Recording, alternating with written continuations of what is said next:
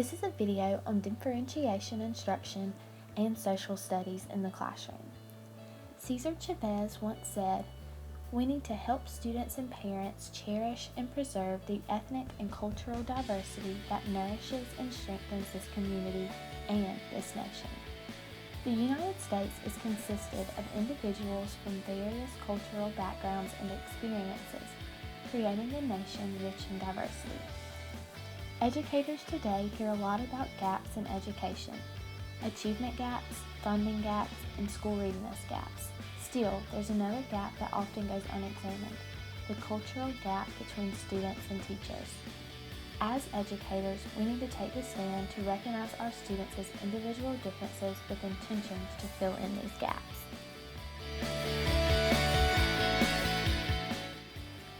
In the classroom, teachers can provide differentiated evidence-based strategies to meet the learning needs of each student.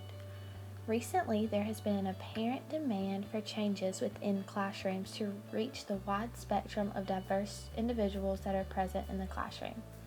Differentiated instruction is an approach that recognizes the strengths and weaknesses of diverse learners and requires the teacher to base instructional accommodations on student strengths and weaknesses.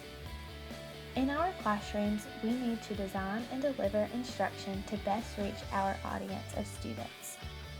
Differentiate your instruction through content, processes, assessment, and learning environments. Differentiated instruction will provide pathways of opportunities to help each student succeed in learning. Research shows that it is effective for high ability students as well as students with mild to severe disabilities.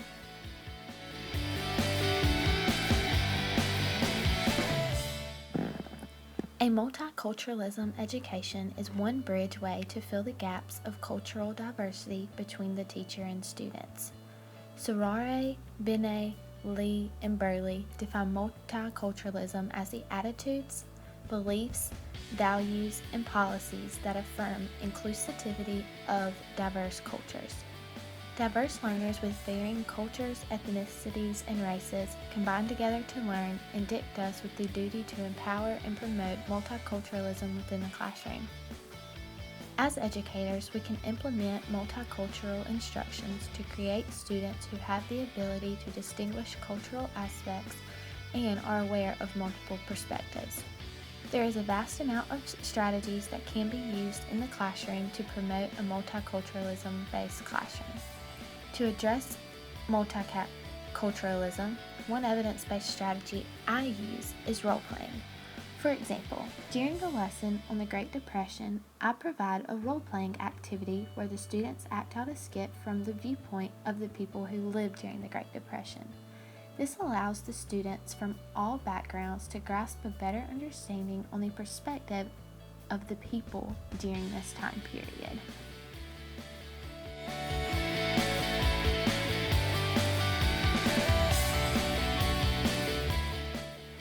Howard Gardner is a developmental psychologist that suggested the theory of multiple intelligences in 1983. He believed that there was more to human intelligence than just an IQ score, and he identifies this as different forms of intelligences. He states, documents the extent to which students possess different kinds of minds and therefore learn, remember, perform, and understand in different ways. He identifies 8 forms of intelligence in his theory, including logical, mathematical, musical, verbal linguistic, interpersonal, intrapersonal, bodily kinesthetic, naturalistic, and visual spatial intelligence. These 8 forms of intelligences can be incorporated into lessons to give students differentiated instruction. In my social studies lessons, I address the multiple intelligences and learning styles by presenting content in various manners and providing students with multiple gateways to process and exhibit their learnings of the content. For example, I use a lot of videos, body movements, songs, organizers, text, and more. This way, my students are able to make connections to the learning and they will create a higher retention of the learning.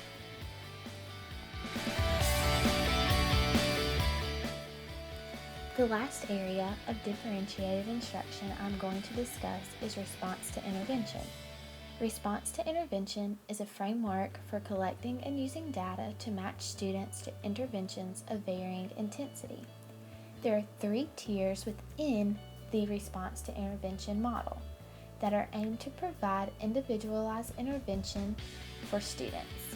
In Tier 1, teachers provide research-based instructional strategies to deliver information in a general education classroom.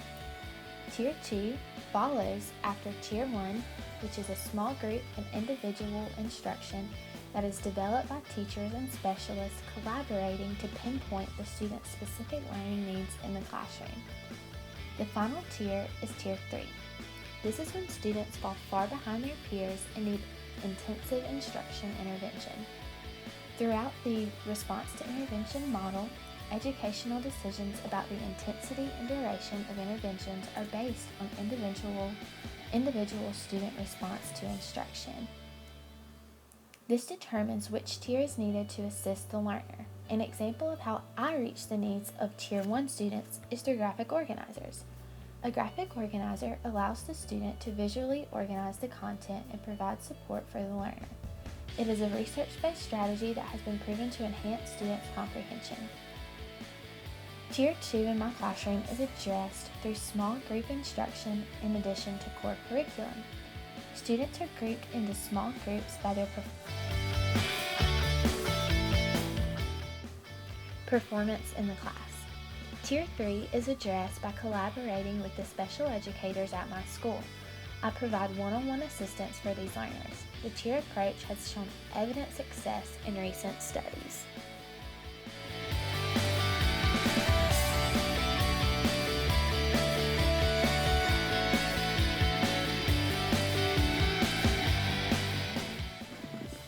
Classrooms are complex places with educators implementing differentiated strategies to cater for student diversity.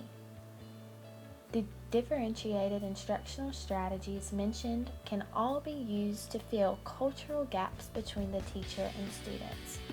As educators, we need to strive to use the most efficient instructional strategies and to always remember that our students are worth it all.